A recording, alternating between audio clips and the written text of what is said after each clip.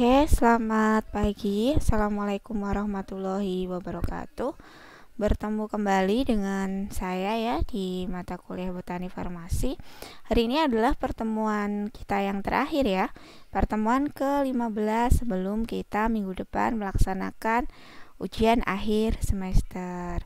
Untuk teman-teman semua tetap jaga kesehatan, jaga protokol kesehatan ya. Jangan lupa jaga daya tahan tubuh ya, supaya kita bisa beraktivitas dengan baik.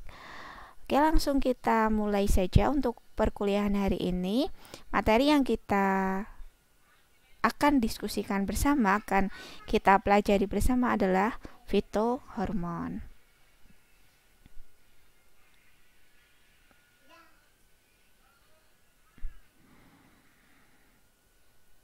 Ya, jadi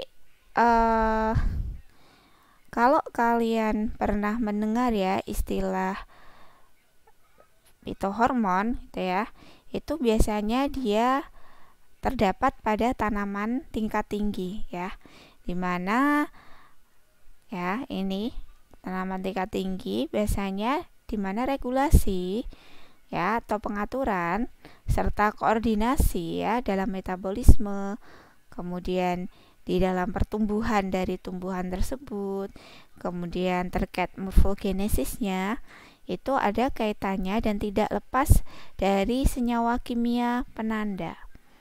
Ya, di sini ada yang namanya senyawa kimia penanda dari satu bagian ke bagian yang lain. Nah, senyawa penanda yang ada pada tumbuhan tingkat tinggi, di mana tadi dia fungsinya untuk pengaturan, kemudian dia fungsinya untuk koordinasi, metabolisme, dan lain-lain, itu kita sebut sebagai hormon. Ya, di dalam tanaman dia juga punya hormon, tidak hanya pada manusia saja. Nah, pertumbuhan dan perkembangan tumbuhan melibatkan 3 hormon yang saling terkait. Jadi, apa saja hormon yang di situ bisa menyebabkan atau mempengaruhi pertumbuhan dan juga perkembangan dari tanaman tersebut? Yang pertama adalah proses pertumbuhan itu sendiri. Yang kedua adalah diferensiasi seluler. Yang ketiga adalah morfogenesis. Nah, untuk ketiga proses ini nanti kita akan coba bahas dan terangkan satu persatu. Nah, pertumbuhan, Anda tahu ya teman-teman, pertumbuhan itu kalau kita dulu dari bayi sampai sekarang mungkin usia Anda 20 tahun, 19 tahun, itu kita mengalami pertumbuhan.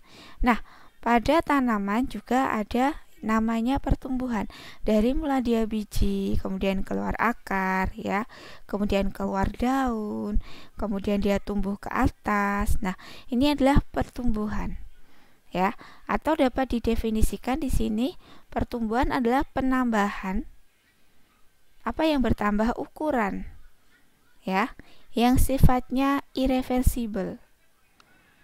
Nah, diikuti dengan kalau logikanya ukurannya semakin bertambah, beratnya juga semakin bertambah gitu ya. Nah, di sini diikuti dengan peningkatan berat kering dan jumlah protoplasma.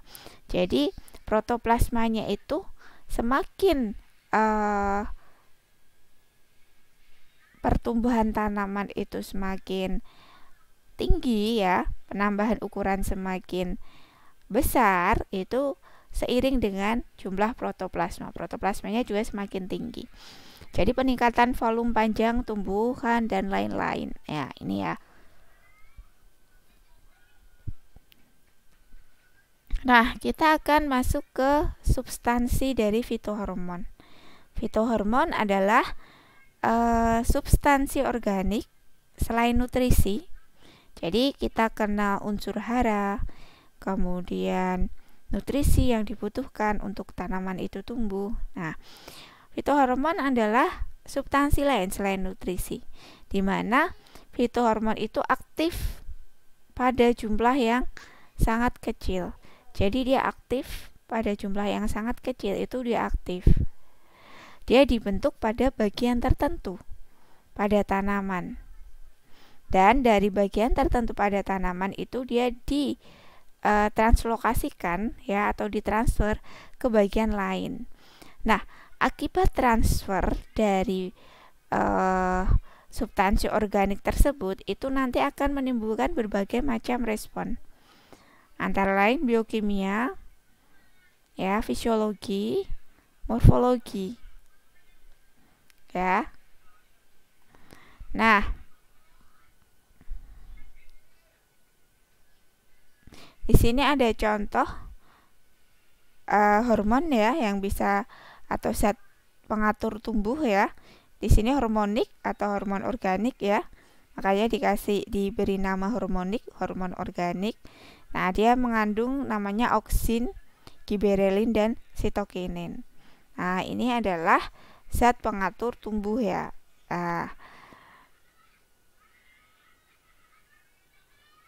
Nah, kita akan masuk ke dalam pengelompokan fitohormon. Yang pertama adalah klasik, yaitu tadi auksin, giberelin, sitokinin. Itu termasuk hormon yang memang kenapa dikatakan klasik, memang karena dari dahulu sudah sering digunakan, kan ya, yang penggunaannya itu paling sering.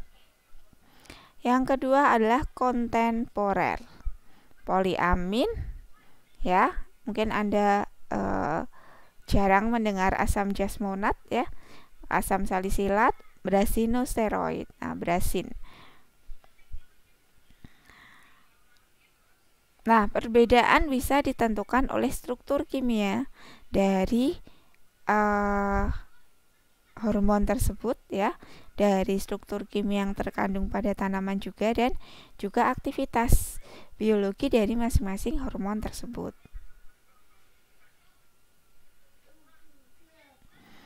Bisakah antar hormon itu menimbulkan interaksi? Jawabannya adalah ya, mungkin bisa berefek ya. Walaupun efektivitasnya itu bisa sama ataupun tidak sama. Nah, di mana jaringan tumbuhan itu biasanya lebih dari satu hormon. Jadi kalau di tumbuhan tingkat tinggi itu ada jaringan ya. Nah, jaringan tumbuhan itu biasanya hormonnya lebih dari satu. Nah, hormon-hormon tersebut bisa berefek sama ataupun tidak. Jadi katakanlah satu tanaman itu memiliki dua hormon. Nah, efek dari hormon yang terkandung pada satu tanaman itu bisa sama atau bisa beda. Jadi bisa bersifat penambahan ya. Yang blue ini ada sinergis. Sinergis itu saling memperkuat efek, atau berlawanan. Itu adalah antagonis ya, saling menghambat. Ternyata malah ada juga dalam satu tanaman ada dua hormonnya, kinerjanya malah kinerja dari satu hormon bisa menghambat kinerja dari hormon yang lain. Nah, ini perlu kita ketahui.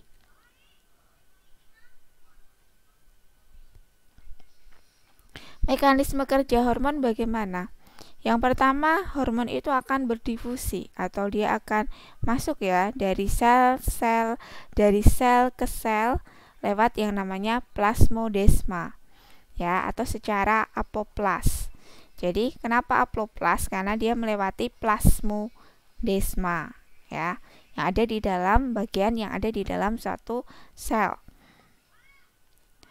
Nah, di dalam sel tersebut tentu saja ada reseptor. Reseptor itu akan menerima signal ya terdapat pada membran plasma.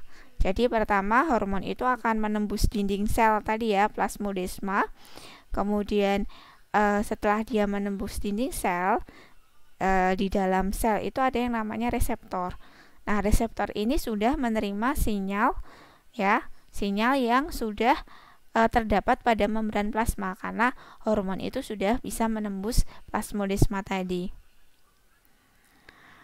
Setelah itu reseptor akan meneruskan ya signal tersebut sehingga terjadi induksi. ekspresi gen protein tertentu, ya, karena di dalam plasma itu kandungannya protein ya. Nah, di sini akan mempengaruhi pertumbuhan dan juga perkembangan dari tanaman itu sendiri.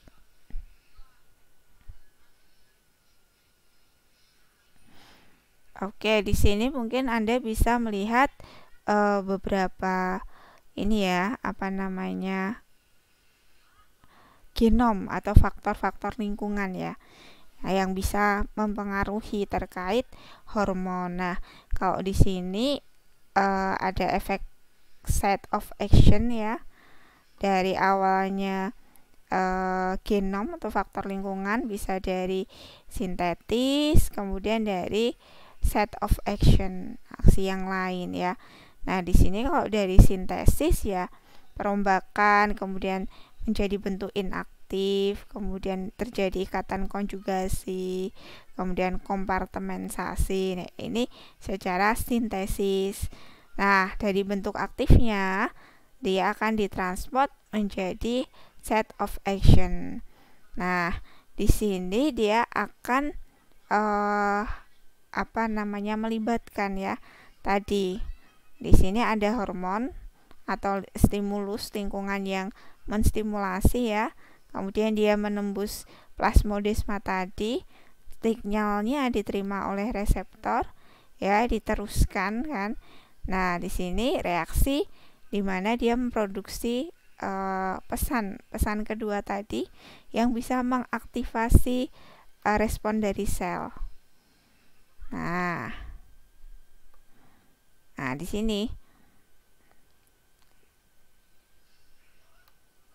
sini juga adanya signal tadi yang disampaikan oleh reseptor ya, sehingga dia menimbulkan respon dari hormonnya tersebut. Apakah dia akan meningkatkan pertumbuhan, respon yang lain ya dari tanaman tersebut. Kita mengenal sejarahnya dulu. Yang pertama, auksin ya, itu hormon yang paling sering ya. Jadi auksin itu ditemukan ya oleh Charles Francis Darwin. Dia menekuni ilmu tentang fototropisme koleptil ya, atau Avena sativa, jenis oat ya. Nah, di sini si auksin ini dia ternyata mengindikasikan adanya suatu senyawa yang menyebabkan terjadinya pembengkokan koleoptil. Nah, ini disebut auksin ya. Jadi dia melakukan eksperimen. Nah, di sini ada kecambah. Nah, kemudian dia kena cahaya. Nah, karena cahaya, nah dia akan semakin memanjang gitu kan ya. Ini warna. Kemudian di sini ada pergerakan tanaman karena dipengaruhi oleh fototropi cahaya. Jadi cahaya ditangkap oleh tunas pucuk kecambah. Tangkap oleh pucuk tunas. Ini ada pucuk tunas kecambah ya. Nah, ini oleh Darwin. Kemudian ada tahun 1090-an itu Venn itu mengindikasikan senyawa yang mengontrol fototropisme itu sebagai indol acetic acid atau IAA, indol acetic acid. Jadi si Venn ini merupakan penemu lanjutan ya. Jadi dia menyelidiki hal yang sama yang sudah diteliti oleh Charles Darwin ini ya. Nah, dia ternyata menemukan senyawa tadi disebut indol acetic acid. Nah, masih auksin. Jadi senyawa lain pada tumbuhan yang memiliki aktivitas seperti indol acetic acid itu adalah auksin. Nah, contohnya adalah 4-kloroindol asetat, asam fenil asetat, indol etanol, indol asetaldehid dan lain sebagainya, gitu kan ya. Kita juga akan mengenal yang namanya auksin sintetik. Nah, untuk oksin sintetik ini ada NaA, asam naftalen asetat, kemudian ada IBA ya. Kemudian ada asam 245 triklorofenoksiasetat dan lain sebagainya. Jadi ada oksin sintetik ya. Nah, kita ke biosintesis oksin. Nah, biosintesis oksin. Jadi di sini ada 3 secara garis besar ya. Jadi IAA itu nama lain dari oksin ya. Yang pertama adalah triptofan. Dia akan berubah atau tersintesis menjadi asam indol 3 pirufat. Nah, kemudian dia akan mengalami juga menjadi indol 3 asetaldehid, akan berubah menjadi asam indol 3 asetat ya, IAA. Dari triptofan menjadi triptamin yang poin kedua ya. Kemudian dia juga dari indol asetaldehid menjadi asam indol 3 asetat. Nah, ini. Kemudian ketiga triptofan.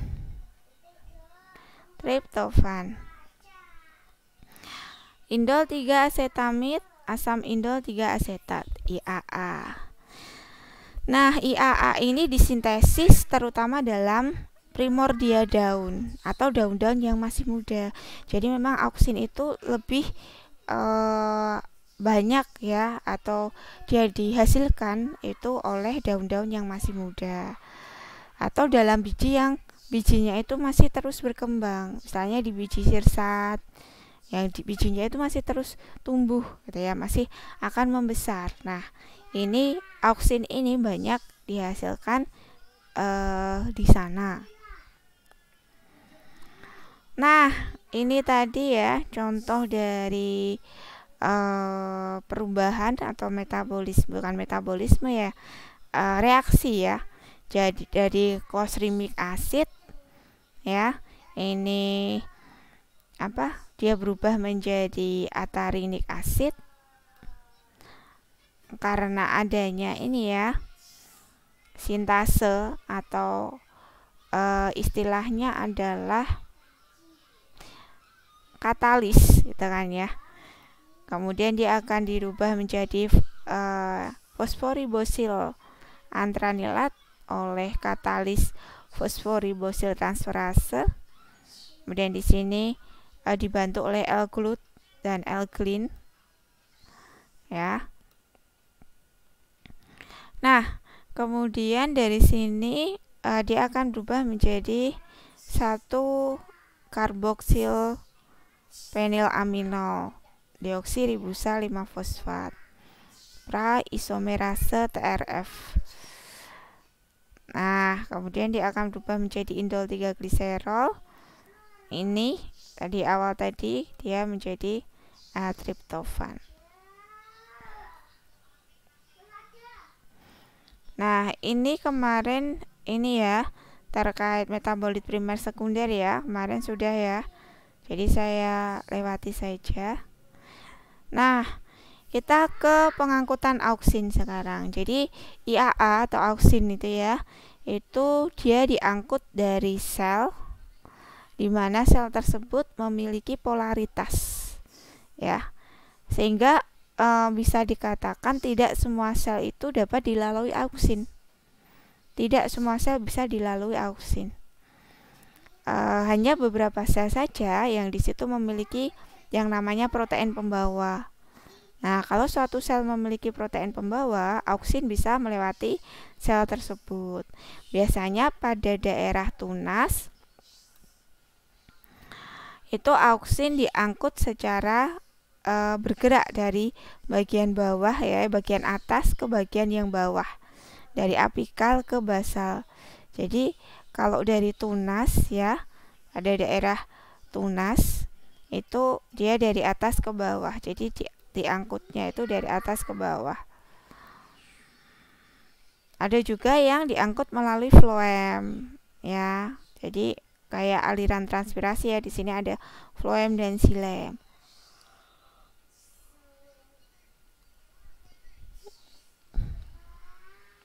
Apa sih pengaruhnya? Ada nggak pengaruh fisiologi dari auksin gitu ya? Ada beberapa pengaruh fisiologi dari auksin. Yang pertama adalah pembentangan sel atau cell enlargement. Jadi auksin ini bisa mendorong sel itu lebih membentang ya. Kalau tangan Anda membentang kan berarti lebih panjang kan ya. Dan dia juga menginduksi terjadinya pertumbuhan batang. Yang kedua adalah pembelahan sel, cell division. Jadi IAA itu mendorong pembelahan sel. Ya, kita tahu selnya tapi sel yang ada di jaringan kambium ya. Nah, di mana jaringan kambium ini bersama-sama dengan sitokinin ya. Ini bisa dalam kultur in vitro. Yang ketiga adalah diferensiasi jaringan pengangkut. Jadi dia mendorong diferensiasi xilem dan juga floem. Karena kita tahu xilem dan floem itu masuknya ke jaringan pengangkut ya. Kemudian yang keempat adalah inisiasi akar. Namanya inisiasi ya. Jadi dia mendorong perkembangan akar ya dari cabang ya dan diferensia akar atau secara in vitro. Selanjutnya adalah respon tropisme. Nah, di sini auksin menjaga senyawa yang berperan dalam gerakan tumbuhan terhadap adanya cahaya dan gravitasi bumi. Dominasi apikal berarti di daerah tunas apikalnya. Ya. Kemudian ada senessensi daun, dia penghambatan daun kan ya. Kemudian ada pembentukan dan pertumbuhan buah. Ya, dan pematangan buah. Kalau ke pematangan buah dia menunda, terjadi penundaan pematangan buah karena adanya auksin. Nah, ini beberapa pengaruh fisiologis dari adanya IAA atau auksin tersebut. Nah, gambar respon pertumbuhan sel karena auksin. Nah, di sini gambar responnya. Jadi selnya terjadi perpanjangan ya. Nah, ini ada membran sel plasma, kemudian ada dinding sel. Ya, ada dinding sel. Nah, ini perbesarannya yang di bagian pinggirnya. Ini adalah di bagian pinggirnya. Ini perbesarannya adalah ini ya. Jadi di sana ada auksin. Nah, si auksin ini melakukan stimulasi. Ini protein ya, protein. Asam amino ya. Asam amino panjang membentuk protein ya. Nah, di sini dia akan menembus dinding sel sehingga dia mengaktifkan ya, dia mengaktifkan signal tadi sehingga terjadi ekspansi dan perpanjangan sel. Nah, jadi selulosanya ini dia melonggar dan selnya bisa memanjang. Yang kedua adalah gibberellin ya. Ditemukan oleh Kurosawa ya di Jepang ya. Nah, dia pada saat itu menemukan atau terjadi kasus yang menyerang benih padi ya, atau penyakit benih bodoh kalau di sana bilangnya ya. Jadi padinya itu tinggi, kurus, tapi tidak ada bunganya, kemudian mati, kemudian dia roboh. Nah, di sini ternyata setelah dilakukan penelitian oleh Kurosawa, ini ternyata ada funginya. Nah, dari genus Gibberella. Ada penelitian lanjutan ya, ternyata tidak hanya zat tersebut atau zat ini tidak hanya dihasilkan oleh jamur, tapi ada di tanaman tingkat tinggi juga. Nah, dia disebut gibberellin atau gibberellin acid. Nah, ternyata si gibberellin ini bisa menyebabkan perpanjangan tanaman menjadi batang tanaman. Ya. Kemudian yang memberi nama gibberellin itu adalah Yabuta tahun 1935. Dia melakukan penelitian lanjut terhadap penelitian Kurosawa. Nah, sifat fisika kimia dari gibberellin acid ya, itu adalah dia masuk ke dalam metabolit sekunder terpenoid. Terbentuk dari unit isopren ya. Isopren kemarin C-nya berapa? C5 ya. H8 dengan ya. Nah, senyawa yang mengandung giban skleton. kalau dilihat dari macam gibberellin asid itu banyak ya macamnya, itu 60 macam itu bahkan ada pada berbagai tumbuhan jamur. Kalau berdasarkan kelompoknya ada kelompok C20 dan C19, dimana kalau C20 kita tahu C20 berarti karbonnya 20 ya. Kalau C19 ya karbonnya 19 karena karbon ke-20 hilang. Nah, tempat sintesisnya di mana? Di meristem, tunas apikal dan akar, daun muda dan juga embrio. Di sini adalah gibberellin asid, biosintesis gibberellin asid itu memang lebih kompleks ya. Nah, di sini ada 3 stage ya. Stage pertama, kemudian stage kedua endomembran. Yang stage pertama adalah proplastis ya, dari GGP ya menjadi CPP, menjadi enkauren. Nah, kemudian dia akan dirubah menjadi asam enkauren asid. Kemudian yang stage 3 di sini sitoplasma. Tadi ini berdasarkan penomorannya ya, berdasarkan karbonnya juga gitu kan ya. Nah, di sini dia akan berubah menjadi Ga4 dan Ga1. Nah, seperti auksin, gibberellin juga memiliki peranan antara lain perkecambahan, merangsang enzim amilase. Jadi karena adanya enzim amilase, dia merombak gula menjadi glukosa. Nah, dikirim lagi ke embrionya itu, embrio kecambah, sehingga gula atau glukosanya ini dia berubah menjadi kecambah. Kemudian di pertumbuhan batang. Kalau di pertumbuhan batang, di sini gibberellin asid ini merangsang pertumbuhan tinggi tanaman, yang di situ tanamannya secara genetik lahir itu tanamannya kecil atau kerdil. Nah, biasanya ditambahkan gibberellin asid atau gibberellin ya, harapannya tanaman itu bisa tumbuh. Kemudian diferensiasi sel ya. Jadi mengaktifkan gen-gen tertentu untuk menghasilkan enzim yang spesifik. Nah, di sini maksudnya supaya sampai ke pembentukan RNA baru, sampai ke protein. Kemudian penelitian oleh Mariani tahun 91 ya. Mungkin Anda ada yang baru lahir ya, ada yang belum lahir. Nah, di sini memacu pembentukan sklerenkim pada Hibiscus cannabinus. Nah, di sini ada peran yang sinergis dengan IAA atau auksin. Nah, perannya ini dia pada aktivitas kambium dan berkas pengangkutnya. Sehingga apa? Gibberellin itu meningkat sejalan dengan peningkatan phloem dan juga xilem. Jadi berbanding lurus gitu ya, linear. Ya. Jadi phloem itu kalau gibberellinnya meningkat, malah phloem itu lebih besar daripada xilem. Tapi kalau IAA-nya yang meningkat, kebalikannya di sini. Xilemnya yang lebih besar daripada phloem. Peranan yang lain pertumbuhan akar ya. Jadi mendorong pertumbuhan akar. Kemudian ada istilah di sini teman-teman. Partenokarpi ya, istilah partenokarpi di sini. Itu diperlukan gibberellin dalam kadar yang rendah ya.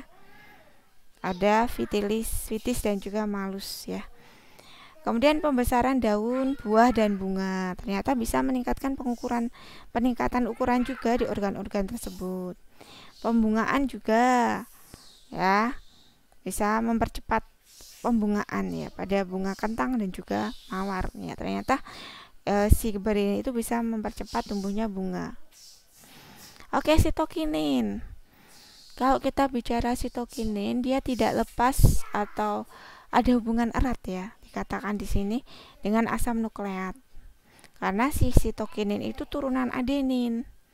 Adenin itu siapa? Adenin itu basa dari purin.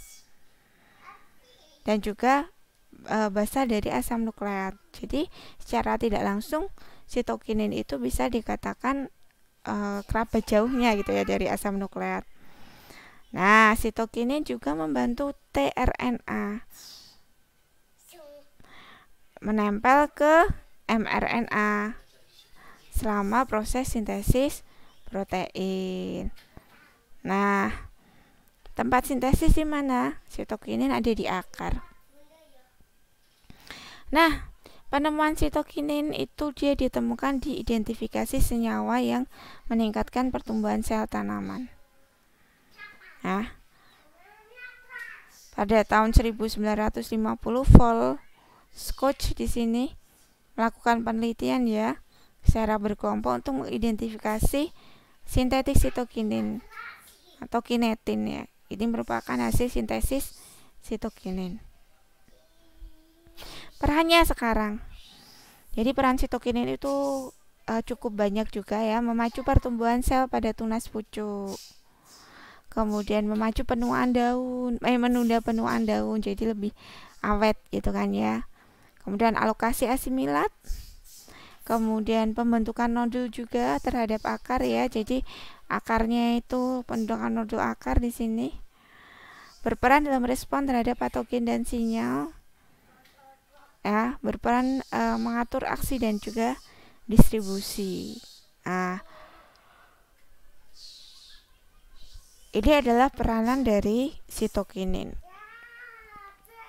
Kemudian kita ke namanya asam absisat atau ABA ya disingkatnya.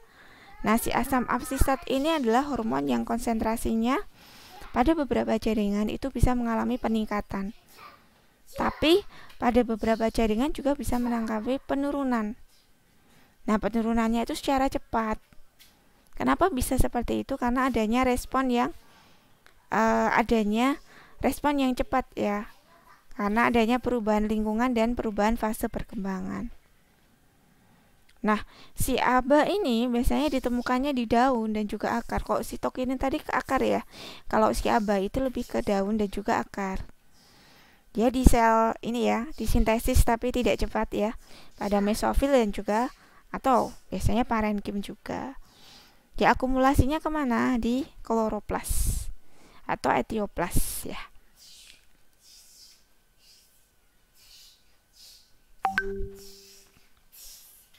Nah, ABA ini merupakan senyawa sesquiterpen. Coba dibuka lagi terpennya ya.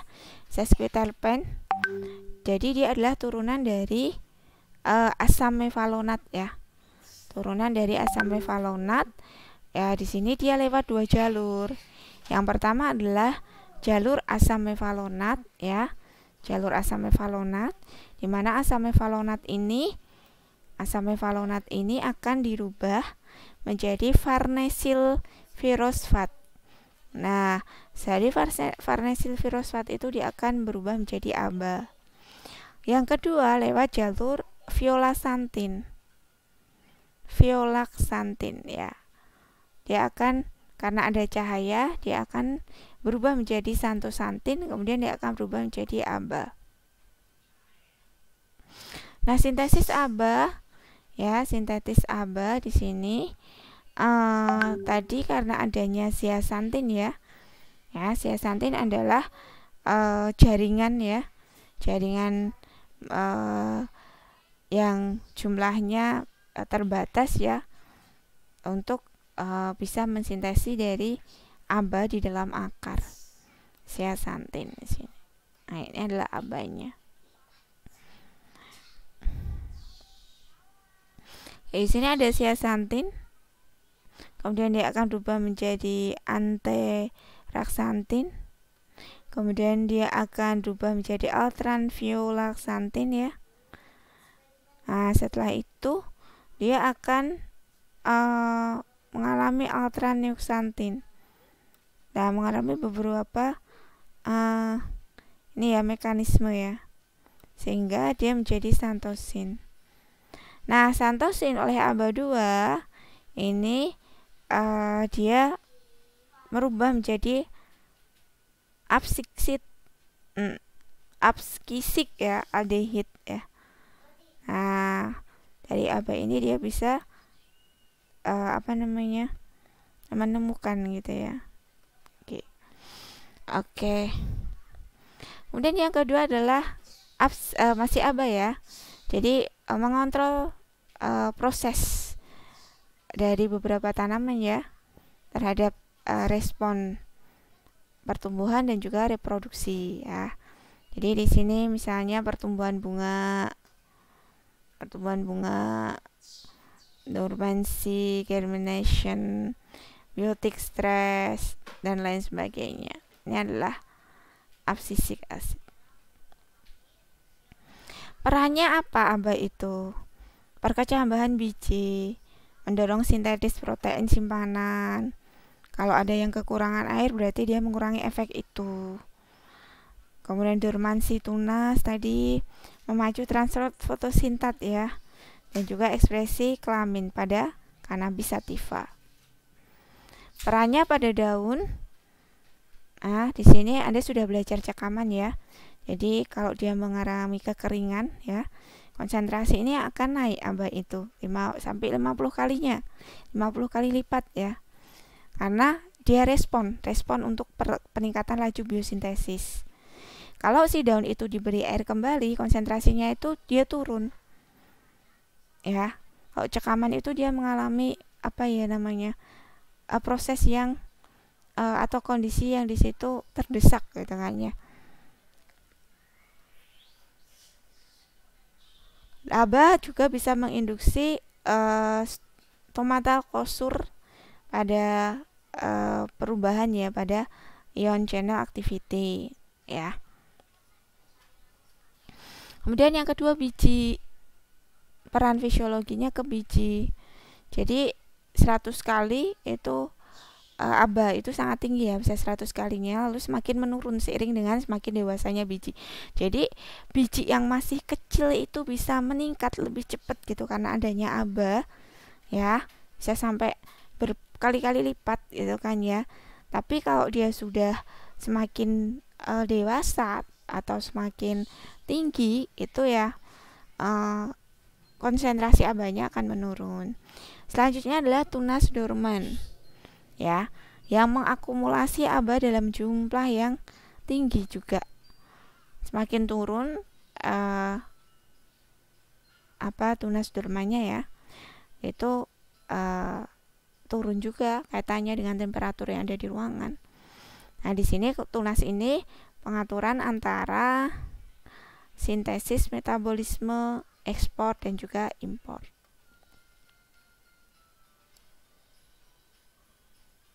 Kemudian etilen gas ya. Di farmasi fisika etilen juga dikenal sebagai gas gitu ya.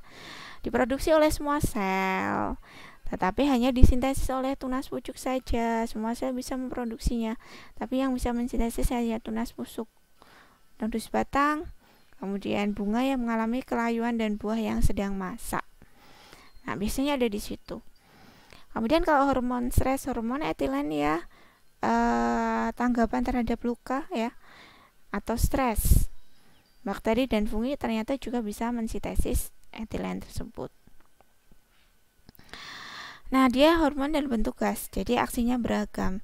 Bisa pemasakan buah, bisa pembentangan organ, bisa senescein, bisa tanggapan terhadap cekaman.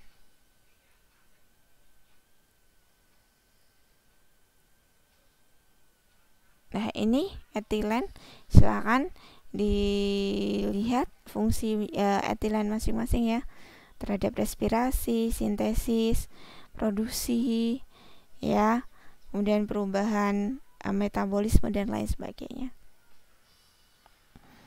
Nah, ini respon terhadap etilen pada arabidosis ya.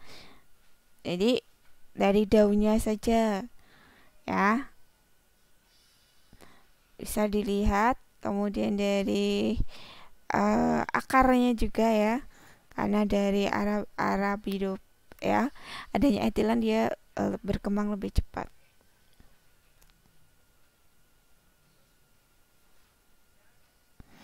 Jadi kalau kalian tadi ada yang berapa pakai biji kecambah gitu ya. Nah, saat kondisi gelap ya, biji kecambah itu akan tumbuh. Dia akan menunjukkan tipe responnya, yaitu reduced elongation, hypocotocyle swelling, dan apical hook exageneration. Nah,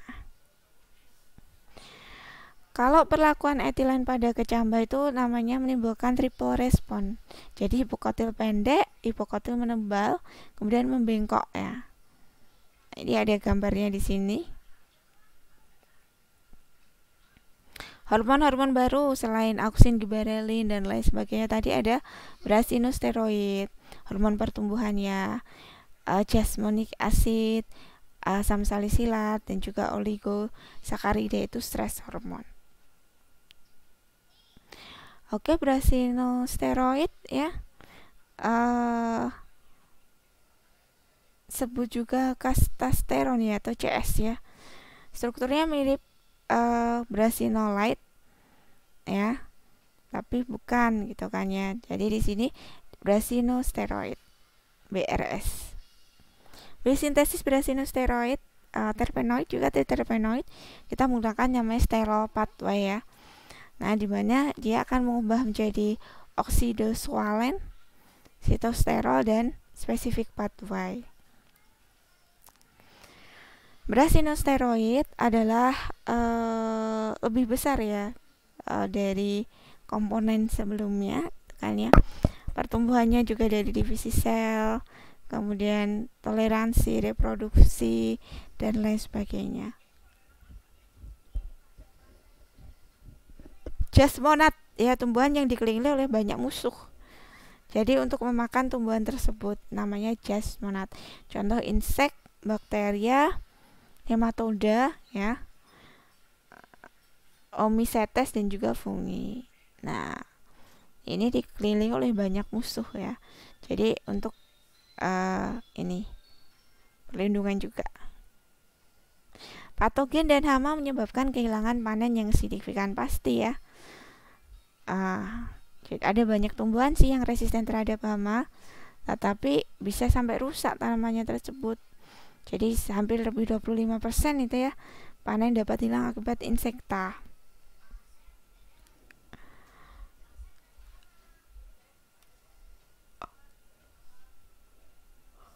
Di sini jasmonate include jasmonic acid ya, termasuk juga derivatifnya. Derivatnya ada jasmonate isoleucin, metiljesmonate, dan lain sebagainya. Sintesisnya bagaimana? Berlangsung dalam plastida, peroksisom, dan juga berlangsung pada sitoplasma. Nah, dia juga berperan dalam mekanisme pertahanan tumbuhan terhadap serangga, insekta, dan necrocrops ya. Jadi ini terhadap belalang gitu kan ya. Di sini jadi si jasmonate itu dia akan membentuk salisilat ya. Nutrisinya biasanya di daun dan akar ya. Nah, di sini ini ya, potasium, arabidopsis. Nah, ini bisa diakumulasikan dari jasmonate dan juga lebih resisten gitu kan ya.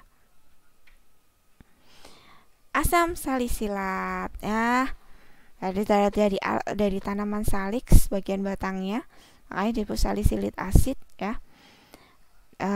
Dulu ditemukan aspirin namanya. Nah, salisilik asid ini termasuk fenol, karena adanya cincin aromatik. Nah, peranannya menghambat perkecambahan, mengganggu transport, malah menghambat ya, menurunkan transpirasi udara, menginduksi protein anthocyanin, dan lain sebagainya. Oke, perkuliahan kita sudah kita cukupkan dulu. Nanti kalau ada pertanyaan silahkan komentar di Gizi ya. Kalau membantu atau berguna video ini silahkan like dan subscribe. Selamat pagi. Assalamualaikum warahmatullahi wabarakatuh.